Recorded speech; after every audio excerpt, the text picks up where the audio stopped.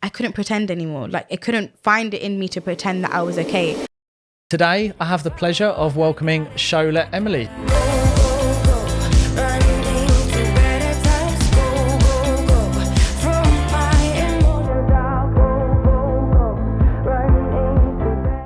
It was generally not because I wanted to make money. I just wanted to not have to hear a knock on the door and be like, oh my God, let's run. Let's not open the door. Who is it? Check the window. Are they going to clamp my car? Either not say anything or say something positive and just be like, hi guys. And then as soon as the camera's off, cry. And that's what I felt like I was doing for a while. And then I thought, it's just, I can't do it anymore. Like, I genuinely couldn't even, like, some of the times get out of bed. This is why positivity has to be in your life. That's hard enough on its own. Yeah. To then let any type of negativity in, it can't be allowed, because everything is tough enough as it is. Majority of success isn't the actual money or what you're doing, it's being consistent and actually having that strong reason why that actually pushes you to do it. Find a business around something that you're actually genuinely passionate in, because if not, and you start a business and then you do that, you're going to be chasing your tail, constantly trying to seek validation. Hey everyone, welcome back to my channel. So I'd like to say a big thank you to Curating Properties, today's podcast sponsor. They are the UK leading property company when it comes to off-market discreet buy-to-let sales. And today I have the pleasure of welcoming Shola Emily. So Thanks for being here. No worries, it's a pleasure, honestly. Well, I can't wait to get into it. Shola, we're going to talk about, cover off your business, who you are, what you do, and then we're going to go into everything that's got you to the stage where you are now. So give us an overview of who you are and what you do. So my name's Shola Emily. I'm an Amazon seller and also a coach in the UK. I was going to say in the UK, but it's obvious because I've got the accent. But in the UK, I guess. Awesome. So talk us through your journey into business firstly, and then what I want to do is I then want to take that apart and then actually find out a little bit more about Shola and everything that kind of makes up what you do and who you are. Yeah, of course. So, as I said to you before, like, I was trying to run away from this as much as possible, just because of life.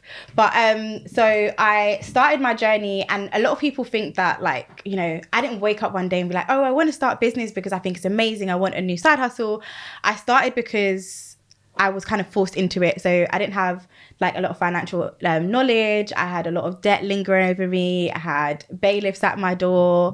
I just basically was living paycheck to paycheck, working 2 jobs and still not even being able to just like go on holiday or just do anything nice for myself. And I think when you're living like that and you're like 21 and you're just extremely young, you're in your 20s and you just got debt like you're a married woman, it was just too much for me. So I was like, okay, I need to find something that's going to work for me. And although people see Amazon now and be like, oh, she's really successful, I had 4 failed businesses before I even had 1 inch of success through a business. So I guess I was just trying loads of different businesses because I was in debt. I needed one of them to work. And I was like, right.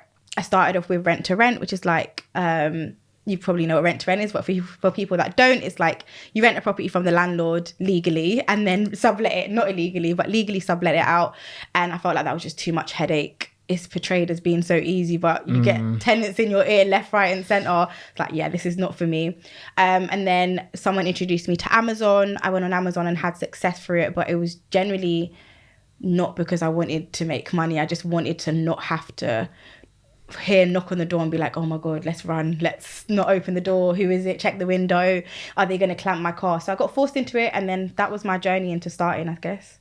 It's funny, isn't it? Like we all have our reasons. And when you find out when someone starts doing well, they build a business, you know, and it starts becoming profitable and you tap into it, there's always a reason why. And obviously, you know, the debt, the bailiffs and everything like that, that's probably a very good reason to actually try and be successful. But before you got there, what I like is that you were trying all different kinds of things and it didn't work. And, you know, we won't touch on rent to rent too much, but I am glad you said just on that for anyone that is watching is that rent to rent is not as easy as people make it out. And there's a lot more capital involved. So I'm glad you touched on that because I do feel that when people try to begin like a side hustle, because there's so much marketing in property, people overlook such businesses as like Amazon, FBA and all these other things that you could do. Yeah. So there is a reality behind trying a lot of things. So talk us through kind of that process of, we all go through, you know, when people ever said to you, I know I want to start a business. I just don't know what one to do. And you said it about you tried a lot of different things. Like, talk us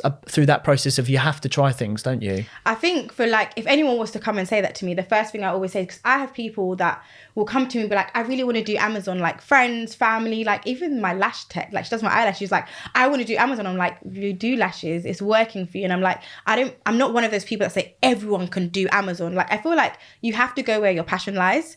So if, for instance, like my lash tech, let's take for example for her, like she does really good lashes, and I was like, why would you want to do Amazon where you've got something that you know about your beauty industry, you've got like followers, you've got clientele, why not make something around that area of your business where you're already passionate?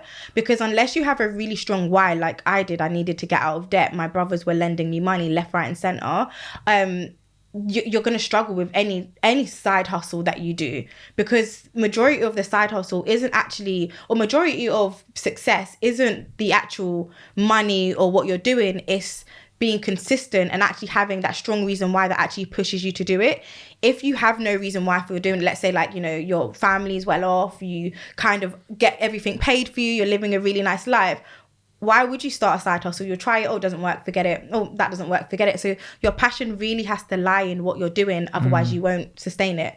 And that's why like anyone that comes to me and they're like, oh, I want a side hustle, just write down things that you enjoy. Like generally, what do you enjoy? Do you enjoy talking to people? Do you enjoy gossip? And if you enjoy gossip, there's negativity sells, unfortunately, more than anything. You could create a whole blog page based around people's negative experiences and blow off, and then create an Instagram page and then charge people for posts. Like there's so much things that you can do based on your passion or what it is that you enjoy. No matter how negative or positive it is, there's always like some area of business that you can create or some side hustle that you can create around that passion. Oh, honestly, that was said really well. Like that is the truth right there. You said it perfectly.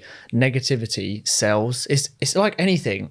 They'll always promote more negative news. I have a friend who has a contact who's quite high up in one of the London papers, and he openly said to him, we will adapt and change certain headlines if it's not getting enough click rate, to make it more doom and gloom, because at the end of the day, it's about making money. It's about making people go, oh my God, I now need to do this based on the headline. And negativity does sell. You always hear in the stock market, these companies that lose millions of pounds, they never talk about the companies that made millions, if not billions, because then people are going to go, oh, maybe it's not so much of a risk. Maybe if I do take a chance, I could do something well. So I think you really elaborated on that quite nicely. And also I think sometimes as well, like when, like for instance, because I'm on, like I post on social media, I can see the difference between when I post something saying, I've done really well, guys, look at me.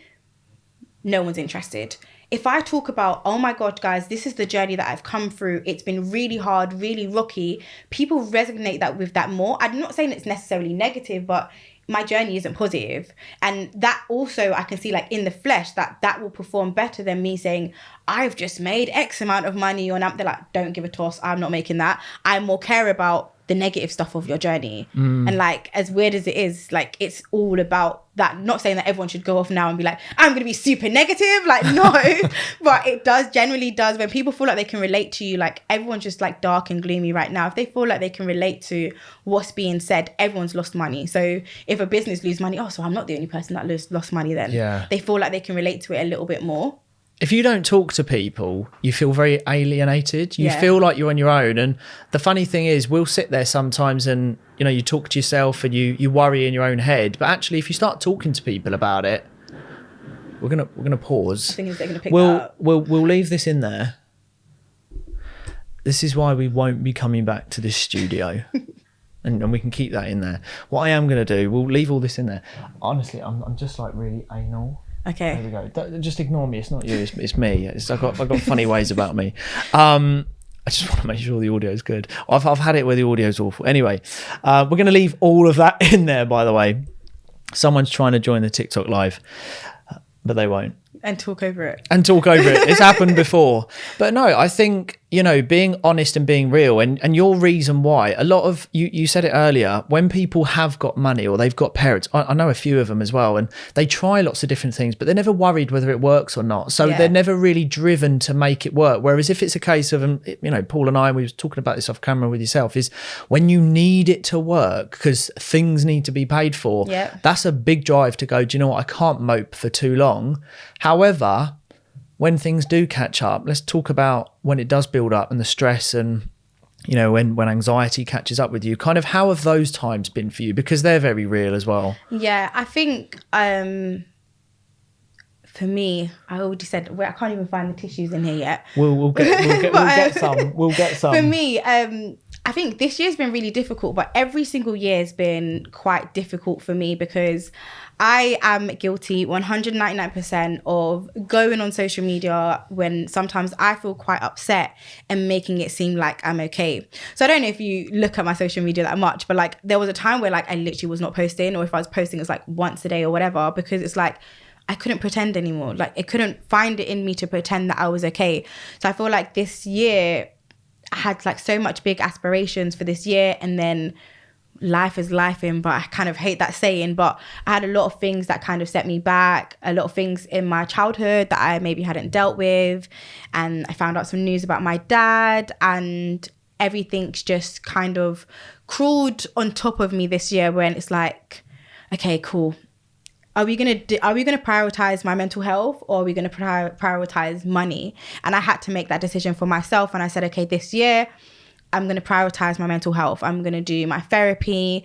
I had like one of my friends literally mock me for doing therapy, not friends anymore, but mocked me for doing therapy. And I just said to myself, do you know what? Like, I don't even care, because I know that I'm doing this for myself, and I need to just like deal with that side of business. You can have a lot of success in your business, but if you don't have success in your mentals, like there's no amount of money that's going to make me happy if I'm not internally happy. There's no amount of success that's going to make me happy. People be like, Shola, you're doing so well. I'm like, no, I'm not. Like, how? I'm not a multimillionaire. I'm not a billionaire. How am I successful? When actually you're as successful as you want to make yourself out to be. Like there's people, if I was to look back at myself 2 years ago and where I am now, I would have been crying happy tears to just be where I am, even to be sat here where someone like you even want to interview me, like, who the hell am I, kind of thing. So I just now have to practice kind of being grateful of where I am now, and then prioritizing my feelings and how I am. And in the business world, that's, oh, she's just making excuses for not being successful, whatever. I don't care how it's portrayed. That's important to me. And that's where I feel like I want to focus my life right now. And then of course, I'm still going to work on my goals. Of course, I'm still going to make money. But really feeling happy and being grateful internally is where I feel like my journey's at right now. And I want to say thank you for sharing it, because I think the age that we are, we're in the middle ground of, we're in social media. Yeah. We're living this life. I was talking about it with another guest earlier, is that we grew up, and when you had to show face and pretend to be someone, it was kind of face to face. It wasn't online. Yeah. We've now moved into the online world. We've adapted to then being someone online. But what's really scary is we're at the point now where we can admit that. We're in that hindsight position where we can say, actually, do you know what? I've been someone online for so long. It's tiring. It's hard to keep up with, but it's really dangerous for people who are being born into this world, that thinking that you've got to have a six pack, thinking that you've got to have the amazing female beach body, that, you know, everyone's got huge amounts of money and that life is absolutely perfect. Because at some point, like we were saying earlier, you can't walk down the street now and look at someone and know that they've got a perfect life. No one has a perfect life. Yeah. And I think how long did you ever go through a phase of just thinking, I've got to stop keeping up appearances because it's wearing on me? I think a lot of the time my friends notice. So some of the times, like I would go on and I'd be like, yep, I look amazing, no one can tell. And my friend will send me a DM like, you okay? And I'm like, what do you mean? And then that's when I start to realize, they're like, oh, well, you're not, like, normally your makeup's done, or it's like little minute things, but it's so loud to the people that know you. And there's also would be times where it's like people wouldn't notice as well, and it's like that makes you feel worse. But they're like, I can't even remember the question you asked me now. I feel like a bit You know, no, sort of that, just going through that, not imposter syndrome, but keeping up appearances online to an audience who don't really know you. Like you said, close people, it screams that you're not being yourself, but sort of being able to break that mold and actually, you know, chip away at the layers that like we've been putting on ourselves for so long to almost please people we don't even know. Yeah. Like that becomes tiring, doesn't it? Yeah, I think now I remember what I was going to say, but it's absolutely tiring. I think more than anything, when you follow, like, you must follow loads of people in business. So when you follow people in business, they're like, this is my goal. I'm not going to make no excuses. I'm going to make it. And anyone who doesn't hit their goals is because they're like, am I allowed to swear? Yeah, they're like pussyfooting around, like they're making excuses, they're just being dumb, they're making excuses for not hitting their goals, they're just being dramatic, whatever, or they're delving into this depression, anxiety. Like, it's, in a way, it's mocked in the business world, because they're like, you're either hitting your goals or you're not. Like, there's no, oh, it's because of, like, shut up. And I feel like with that, that's what made me shy away from actually saying, oh, I do actually feel quite bad today, because I know people were like, oh, that's just her way of covering up if she doesn't hit the goal that she wants. She's probably made a really big goal. She's not come close to it. So now she's going to like pander in this, oh, I don't feel good. Whereas if she was hitting her goals, I bet she wouldn't be saying that. Yeah. So it's like, that makes me feel like, okay, actually, no, maybe let me not say that. Oh, let me just try either not say anything or say something positive and just be like, hi guys. And then as soon as the camera's off, cry. And that's what I felt like I was doing for a while. And then I thought, it's just, I can't do it anymore. Like, I genuinely couldn't even, like, some of the times get out of bed. Like, that's how deep I was in this, just head just spinning around, like, finding out a lot of information. I had a health scare. There was just so many things that were just like, can I actually really wake up and pretend today? I don't think I can. And I feel like everyone could notice that I was pretending anyway, that I wasn't being myself. And it's like, I'm doing a disservice. Why don't I just come and say to you guys, I'm struggling. I've heard the C word from a doctor. Like, I'm panicking. I'm petrified. I don't know what to do. And that would probably resonate with so many more people than just, oh my gosh, look at me, I'm like ultra successful. Yeah. Oh, I haven't had a bad day ever. Like, that's not helping anyone.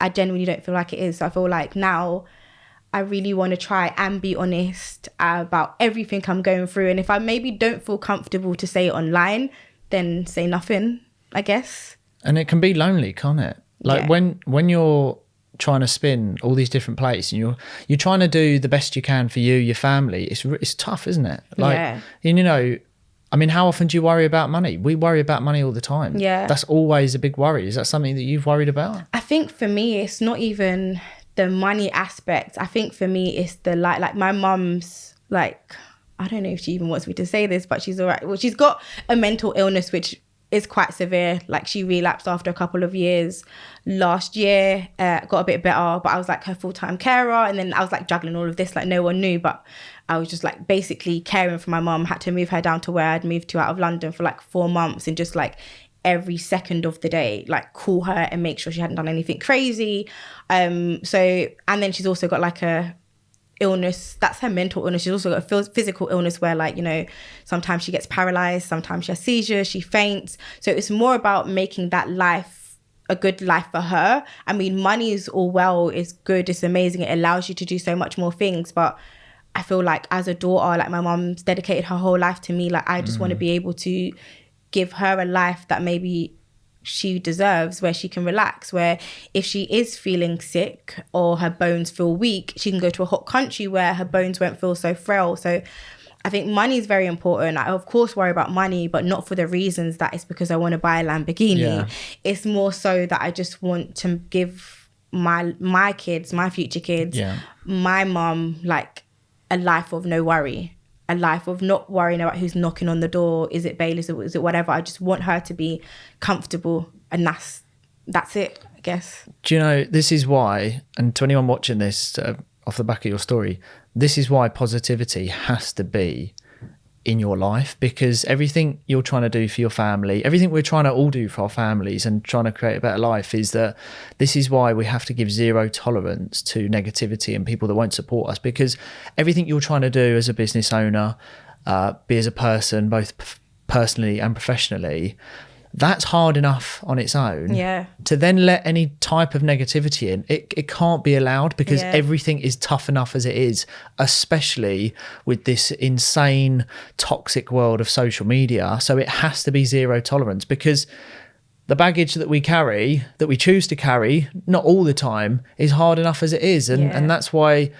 you know, what is your circle like now? Have you got good people around you? Have people seen you, you know? So I guess, like, for me, that also very important to me. And I think it it was very easy for me to cut someone off. Like I got really close with someone through social media, realized they were just like very self-centered, all about themselves, not really uplifted, not really supportive. I couldn't have any success. It was like, oh, well, I'm going to do this. As soon as I said, oh, I've done so, I'm going to do this. It's like, it's not even a well done yet. And it's like, right, okay, cool. This is not working. Go. Like, I just have a zero tolerance to my peace. And that's it. I feel like now it's very difficult.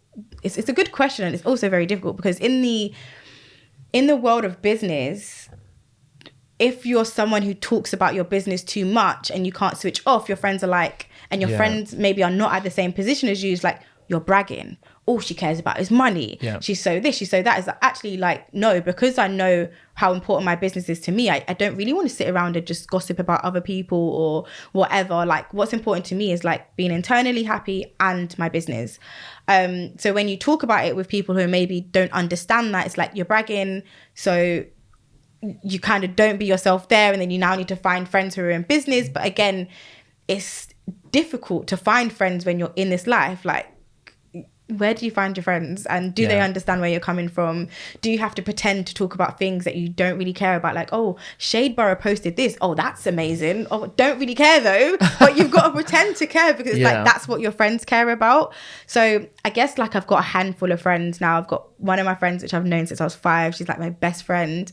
My other friend that I've known for like 3 years, but like I can count my friends on one hand. I mean, if I throw a party, I've got a full room, but in terms of my actual friends, probably on one hand I can count them. Yeah, because you see the ones that stick with you, don't you? Yeah. I'd say I probably only have 3 or 4 friends, like genuine friends who have always been there. And I think Paul's pointing at himself and Faye. Okay, I have 6. I have 6, but he didn't include you guys in that initial one. That's why he added the number. You're my family. Good cover up. Cover up. But you only have a certain amount of friends throughout your life. But I do believe that when you go into a life of trying to build something for yourself, you have at some point, I think it's really important to categorize who you talk to. I had a very important call the other day where I was going through a point where I was just like, I don't know why I'm doing all of this. I can't see the light at the end of the tunnel. I was questioning everything I was doing, but I needed to speak to someone who had got to the finish line in my eyes, who has been very successful, to say, have you felt this? I don't know where I'm going. I'm basically saying to you, I need a bit of a light to look at again. And it was a massive reassurance that everything I was feeling, he's been through. Yeah. It's going to come back to me, but the difference is I'll keep going, and I think you'll keep going. And those are the ones that will see it through. Yeah. But it's really tough along the way. And that's why I think when it comes to friends, you need to categorize who you share things with, who you're open and honest with. Because the other thing is people leverage information and they may use that against you one day. There was a saying. Oh my God, that's my exact example with therapy. Yeah. And there is a saying. There was this, a friend comes up to you and says, you're never going to guess. I'll use this example. Faye comes up to me and says, oh my God, you're never going to guess what Paul was saying about you, saying this and this and this and this. The first question should be, well, Faye, why was he so comfortable saying it to you? Yep. And I really like that. And so I do believe that you have to be really picky on who you give certain information to, who you cry to, who you tell your business ideas to, and just be smart about it, which takes up brain power, but we have to do that. I think both of those things were so important to me. Business ideas, oh my God. I think because my brain is always on like, I don't know what it is. I don't know if it's maybe like a business thing or whatever, but one thing I realized is that like my brain moves like 100 miles an hour. So like I'll think I've had it and I'm like, oh my God, this it is. That's a really good idea. And I'm like, do that. And I'll come up with a really amazing good idea. But I had one of my friends, like I remember I was doing like a PowerPoint and I put everything on there. And the next day, or not the next day, like a couple of weeks later, I saw like my whole style was adopted. And I was like, but like we talk, you could have just said, oh, I'm going to copy this or whatever. And it's like, when you like, I think for people not in the business world, that's so small and minute, but people in the business world, it's like, if someone shows you that they'll pinch something small, they'll also pinch something major. Like if they think that's worth pinching and not telling them or not running it by them first, they'll also pinch other good ideas that you may also have as well. And I think also in the aspect of sharing things, like I shared that I was doing therapy with one of my friends. They shared it with someone that they were close with, and that person came at me and was like, oh, well, yeah, you need to clearly continue doing your therapy.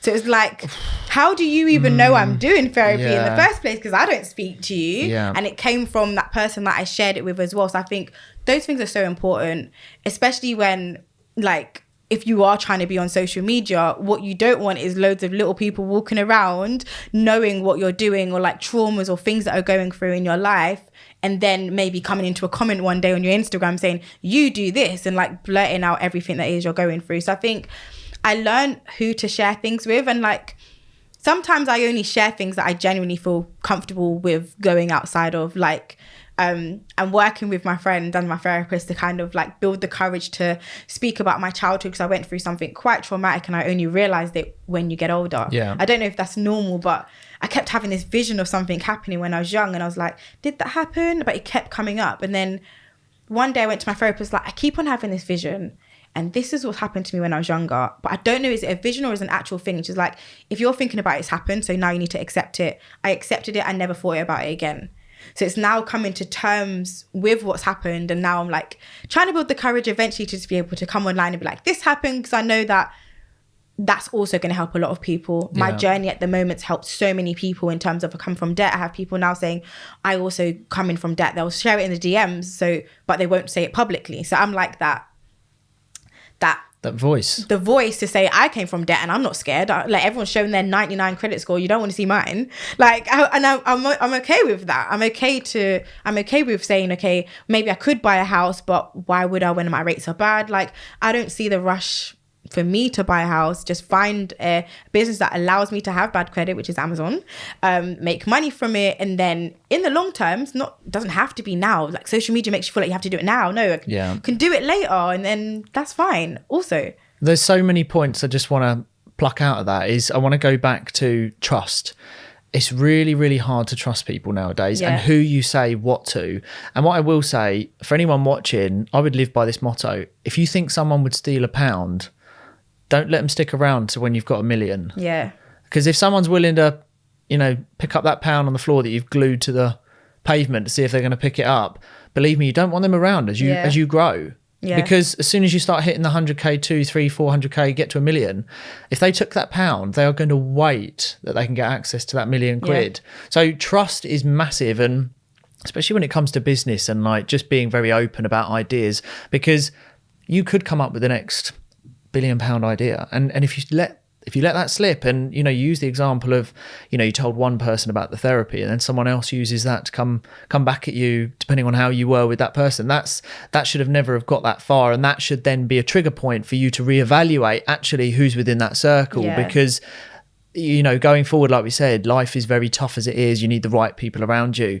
As we sort of come to a close, for anyone watching that might have related to any of this, what would be kind of your biggest insights, your biggest tips that you could give to someone watching right now that has a bit of fire in their belly, knows they want more from life, but is also at the same time pretty scared of also what it could bring, the good, the bad, the ugly? What would you say to those people that are on the fence? I think the first thing is like maybe on the fence about starting a business, or like just everything that will come with it. Because I think anyone that has an entrepreneurial spark or wants to do better personally, wants to be a good person, or find themselves, because so many people don't even know who they are.